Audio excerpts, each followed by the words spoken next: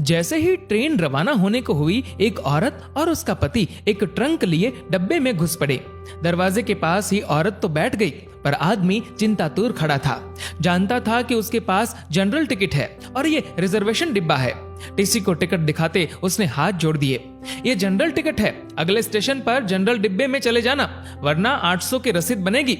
ये कहकर टीसी आगे चला गया। पति पत्नी दोनों बेटी को पहली संतान होने पर उसे देखने जा रहे थे। सेठ ने बड़ी मुश्किल से 2 दिन की छुट्टी और 700 रुपए एडवांस दिए थे। बीबी व लोहे की पेटी के साथ जनरल बोगी में बहुत कोशिश की, पर घुस नहीं पाए थे। लाचार हो स्लीपर क्लास में आ गए थे। साहब, बीबी और सामान के साथ जनरल डिब्बे में नहीं चढ़ सकते, हम यहीं कोने में खड़े रहेंगे, बड़ी मेहरबानी होगी। टीसी की ओर 100 का नोट बढ़ाते हुए कहा। टीसी बोला, 100 में कुछ नहीं होता, 800 निकालो वरना उतर जाओ। 800 तो गुड्डो की डिलीवरी में भी नहीं लगे साहब, नाती को देखने जा रहे हैं, गरीब लोग हैं, जाने दो ना साहब। अब की बार पत्नी ने कहा, तो फिर ऐसा करो 400 निकालो, एक की रसीद बना देता हूँ, दोनों बैठे रहो।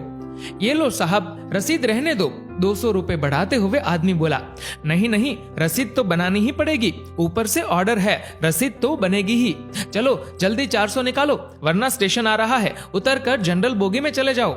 इस बार कुछ डांटते हुए टीसी बोला। आदमी ने 400 रुपए ऐसे दिए मानो अपना कलेजा निकाल कर दे रहा हो। दोनों पति पत्नी उदास रुआंसे ऐसे बैठे थे मानो नाती के पैदा होने पर नहीं, उसके शोक में जा रहे हो। कैसे एडजस्ट करेंगे ये 400 रुपए? क्या वापसी की टिकट के लिए समधी से पैसे मांगने पड़ेंगे? नहीं नहीं, आखिर में पति बोला, 100-150 तो मैं ज्यादा लाया ही था, गुड्डो के घर पैदल ही चलेंगे, शाम को खाना नहीं खाएंगे, 200 तो एडजस्ट हो गए। और हाँ, आते वक्त पैसेंजर से आएंगे, 100 रुपए बचेंगे। एक दिन जरूर ज्यादा लगेगा, सेठ भी चिल्लाएगा, मगर मुन्ने के लिए सब सह लूंगा।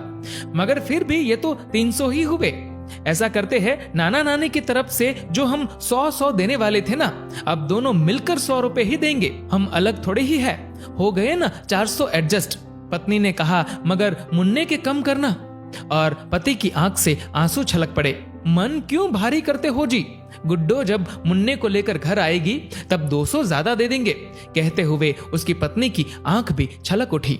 फिर आंख पोंछते हुए बोली, अगर मुझे कहीं कोई बड़ा सरकारी अफसर मिले तो उससे कहूंगी, इतने पैसों की बुलेट ट्रेन चलाने के बजाय इतने पैसों से हर ट्रेन में 4-4 जनरल बोगी लगा दो, जिससे न तो हम जैसों को टिकट होते हुए भी जलील होना पड़े और ना ही हमारे मुन्ने के 100 रुपए कम हो। कहते हुए पत्नी की आंख फिर छलक पड़ी। पति बोला, अरे पगली, हम गरीब आदमी हैं, हमें वोट देने का तो अधिकार है, पर सलाह देने का नहीं, रो मत। विनम्र प्रार्थना है, जो भी इस कहानी को सुन चुका है उसे इस घटना से शायद ही इत्तेफाक हो, पर ये कहानी जरूर शेयर करे। आपके एक एक शेयर से शायद रेल मंत्रालय जनरल बोगी की भी परिस्थितियों को समझ सके। उसमें सफर करने वाला एक गरीब तबका है जिसका शोषण हमेशा से ही होता आया है। जीवन का एक सच ये भी है कि बड़े लोगों की छोटी बातें भी बड़ी खबर बन जाती है और गरीब लोगों की बड़ी बातें भी छोटी बनकर दब जाती है। दोस्तों, इस कहानी को लेकर आपकी क्या राय है, नीचे कमेंट करके जरूर बताएगा। और अगर आपको ये वीडियो अच्छा लगा तो इस वीडियो को लाइक करिएगा, शेयर करिएगा ज्यादा से ज्यादा लोगों तक। और ऐसे ही और भी इंस्पिरेशनल वीडियोस के लिए सब्सक्राइब करें हमारे YouTube चैनल को और Facebook पर फॉलो करें हमारे पेज को। धन्यवाद।